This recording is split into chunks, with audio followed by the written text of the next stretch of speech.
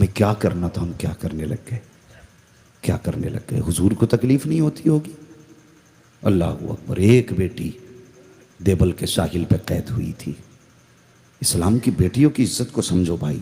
एक बेटी देवल के साहिल पे कैद बनी, उसने ख़त लिखा हज्जाज बिन यूसुफ को और कहा था मेरी इज्जत बचा।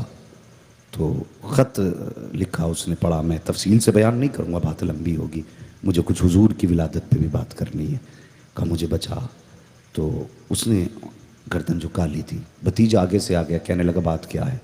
कहा कि बेटे ख़त आया है, एक बेटी गैर मुस्लिमों के हाथ कैद हो गई है, मदद के लिए आवाज़ दे रही। उसने कहा चाचा फिर तुम्हारा क्या फ़ैसला। कहने लगा फ़ौज ही नहीं है, फ़ौज होती तो बचाने जाता। उसने ख़त लिया, पढ़ा तो भतीजा रोने लग गया। उसने कहा चाचा तू जाता है या फिर मैं चला जाऊँ। तुम्हें पता है हमें हर खिलाड़ी के नाम याद हैं, हर एक्टर का नाम याद है।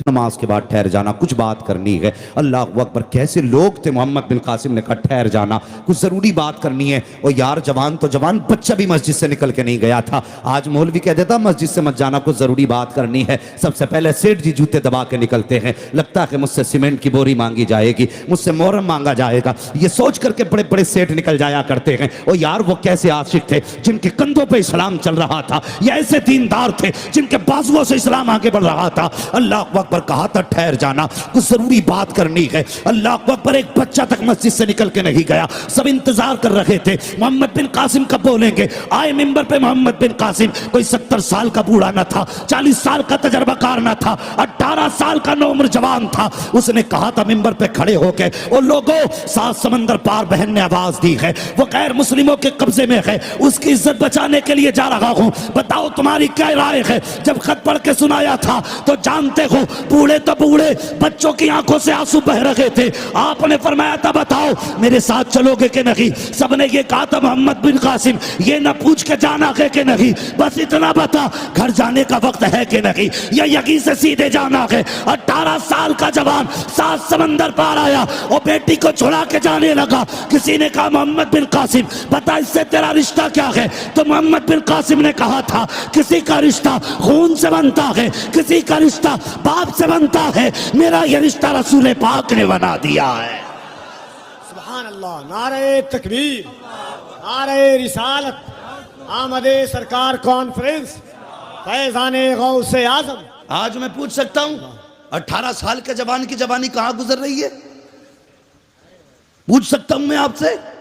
मस्जिद में आएगा तो सबसे पहले इमाम की चादर उठे नहीं और अपने बेटे को लिहाफ उड़ा के आ रहा है। नमाज सिर्फ इमाम पे फर्ज है, तेरे बेटे पे नहीं।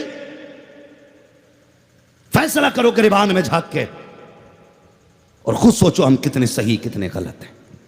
हम अपने बेटों को चादर क्यों नहीं उठाया। अजी वो 10 बजे उठता, क्यों भाई उठता 10 बजे कि लेट सोता, क्या करता कि क्या बताएं मोबाइल चलाता रहता।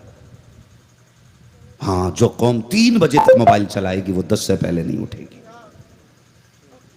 समझ रही मेरी बात। 10 से पहले मारे फिर रहे। जाओ जाके मज़ारों पे कभी बैठ के देखो, 5 मिनट रिजवान भाई बैठ जाओ ना, सर में दर्द होता हमारी कौम कितनी गुमराह हो चुकी है। करम अपने दुरुस्त नहीं, मज़ारों के तवाफ करने जाकर के गिर गए। 10 बजे सो के उठ रहा, कह रहा बरकत नहीं हो रही। 10 बजे सो के उठा, बरकत नहीं हो रही है। तुझे पता है, सच बताओ, मेरे हुजूर ने इशारा किया तो डूबा सूरज पलटा के नहीं।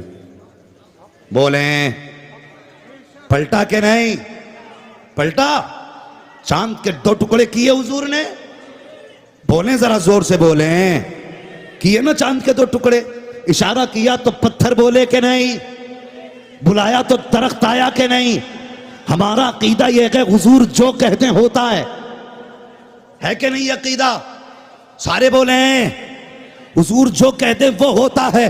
तू 10 बजे सो के उठ रहा है और हुजूर ने तो ये दुआ की थी, या अल्लाह मेरी उम्मत के सुबह के वक्त में बरकत अता फरमा, या अल्लाह मेरी उम्मत के सुबह के वक्त में बरकत अता फरमा। हुजूर उम्मत के लिए सुबह के वक्त बरकत की दुआ कर रहे हैं। तूने सुबह का वक्त बिस्तर पे सो के गुजार दिया, 10 बजे सो के उठ रहा है। दावे के साथ कहता हूं ये मजार तो क्या बगदाद चला जा, कुछ नहीं मिलेगा। अगर लेना है तो मुस्तफा की चौखट पे आना पड़ेगा। हाँ ये कड़वी सच्चाई है। शायद मौलवी ना कहे तुझसे कोई कि नजराना मारा जाएगा। अब कुछ ना कुछ उम्मत के लिए करो। जब ये उलमा कहते थे ना कि बेटियों को पर्दे में रखो, तो लोग कहते थे मौलवी कैसा पर्दा होना चाहिए? ये कहते थे हुजूर ने अपनी बीवी से कहा था अंदर चली जाओ। सहाबी नाबीना थे, उन्होंने कहा था हुजूर ये तो अंधे। हुजूर ने अपनी बीवी से कहा कि ये तो अंधे हैं लेकिन तुम्हें तो नजर आता है। तो कौम ने कहा, क्या जवाब दिया था? हमारी कौम ने कहा था जनाब मौलवी साहब पर्दा दिल का होता है, पर्दा दिल का होता है। अगर दिल साफ तो सब साफ।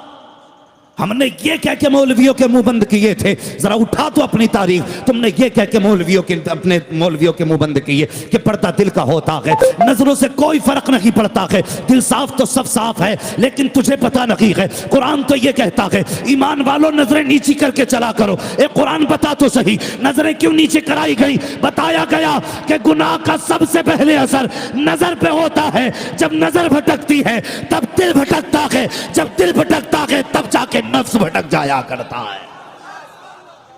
शर्म आनी चाहिए हमारी कौम को।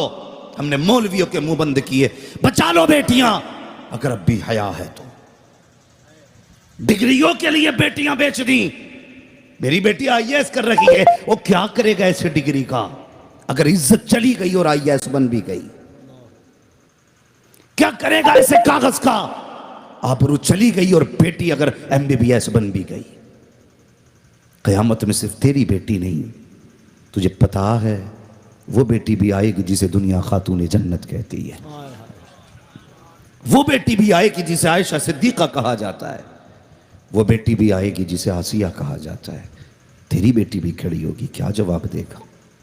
तैयारी कर लो यार। नहीं, इस बार दिल भी सजाना है, दिल भी सजाना है।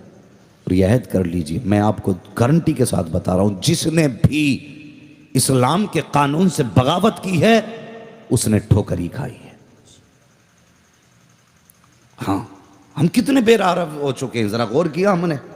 अपनी बेटी भेज दी किसी की बाइक पे बैठा के। मैं गैर मुस्लिमों की गाड़ियों में नकाब पहनी हुई बेटियों को देखता हूं, नकाब पहनी हुई। क्या नहीं जी, वो भाई लगता है, हमारे घर में आता बेटे की तरह, मुझे पापा कह के आवाज देता है। शर्म कर, तू किसी इस्लाम का मानने वाला है। डॉक्टर इकबाल ने कहा था तेरे दामन में है किस लालो जवाहर की कमी, तू किसी और के दामन की तरफ क्यों देखे? तुझे हुजूर ने क्या ना दिया? चलने का तरीका मुस्तफ़ा ने दिया, बैठने का तरीका मुस्तफ़ा ने दिया, बोलने का सलीका मुस्तफ़ा ने दिया। मुस्तफ़ा ने तुम्हें हर तरीका दिया जिंदगी का। माँ की गोद से लेके कब्र तक का सलीका आका सिखा के गए, और अब भी तू मुझसे मुखालफत करके कहता नहीं जी कि ये मेरे बेटे की तरह घर में आता है, भाई की तरह घर में आता है। बैठा दिया तूने किसी की गाड़ी में अपनी बेटी को, बैठा दिया किसी की बाइक पे तूने अपनी बेटी को। और यार गैर मुस्लिम तो छोड़, तुम अपनी बेटियों को कहते हो कि ये चचाजाद भाई के साथ जा रही है, खालाजाद भाई के साथ जा रही है, अपने कजिन के साथ जा रही है। और यार ये होता क्या है कजिन? इस्लाम तो इतना महजब और पाकीज़ा मजहब है, इतना मोहतात मजहब है। मजहब इस्लाम का अपना कानून ये है, अगर बेटियां जवान हो जाएं, सगे भाई बहन को एक बिस्तर पर बदन से बदन लगा करके बैठने की इजाजत नहीं है। और बता तो सही, अगर सगे भाई बहन को